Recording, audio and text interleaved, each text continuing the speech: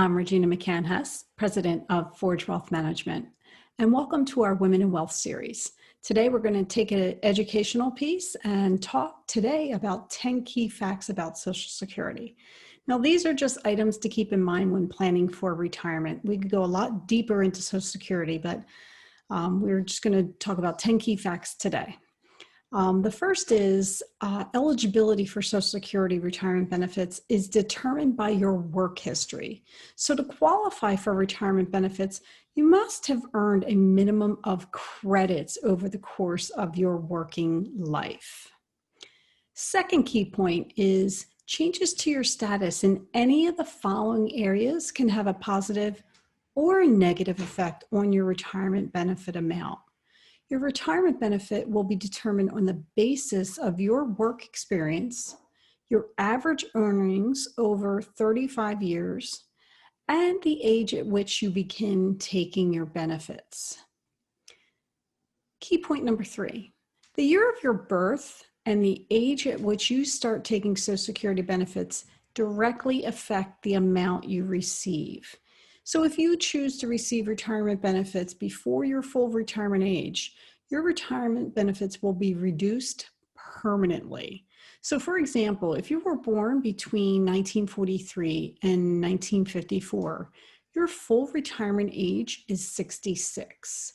If you were to start receiving retirement benefits at age 62, your retirement benefit will be permanently reduced by 25%. That's a big discount there.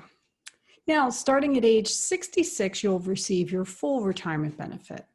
And if you choose to wait and start at age 70, your retirement benefit would increase by 32%. So as an FYI, full retirement age is 66 for anyone born between 1943 and 1954. It does increase by 2 months for every year from 1955 to 1959. Full retirement age is 67 for anyone born 1960 or later. So let's look at key fact number 4. Working while you take Social Security may reduce your benefits.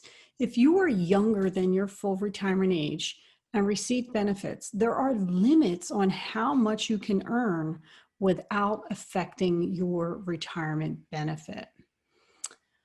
So when you reach full retirement age, the earnings limits no longer apply. So be very mindful of that.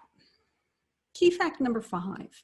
You may be eligible for spousal benefits if you are at least 62 years of age and your spouse is receiving his or her retirement or disability benefits. The benefits paid to you as a spouse will not decrease your spouse's retirement benefit. If there is a divorced spouse who also qualifies for benefits, that does not affect the total amount of benefits you or your spouse may receive either. Now, here's just an FYI fact. Statements for Social Security are currently mailed only to workers that are age 60 or over and who are not receiving Social Security benefits and do not yet have a My Social Security account. So if you do want to create one of those accounts, you can go online and access your statement. You would go to ssa.gov and click on My Social Security. It's actually a pretty easy process to sign up for that. And very user-friendly. Key point number 6 is your spousal benefit can be as much as half of your spouse's benefit at full retirement age. Now, if you receive a spousal benefit before you reach full retirement age, your spousal benefit amount will be reduced and will not increase when you reach full retirement age. So if you're eligible for both your own retirement benefit and a spousal benefit, the Social Security Administration will pay you the higher of the two benefits. So key point number 7 is if something happens to you, your spouse and children may be eligible for benefits. If you die, your spouse or younger child may be eligible for survivor's benefits. Now, survivor benefits may be between 71.5% to 100% of your retirement benefit, but keep in mind that benefits will vary for each person's situation. Like a survivor benefit may be available to a surviving spouse if he or she is age 60 or older, or any age if he or she is caring for children younger than age 16. A survivor benefit may be available to a surviving unmarried child if they're younger than 18. Now, 18 to 19-year-olds old and a full-time student, not higher than grade 12, or 18 or younger with a disability that begins before the age of 22 will also be considered there. Key point number 8, your Social Security benefits may be taxable. Nobody wants to hear that, but that's the sad, ugly truth. If your combined income exceeds $32,000, if you file jointly, that's the number. If you file as an individual, $25,000 is the magic number. Now, no one pays taxes on more than 85% of their Social Security benefits. Combined income includes adjusted gross income, tax-exempt interest, and half of your Social Security benefits. Key point number 9, certain kinds of income will not increase your taxability of your Social Security benefits. So preferred asset classes such as qualified Roth IRAs or Roth 401k distributions are not included in combined income.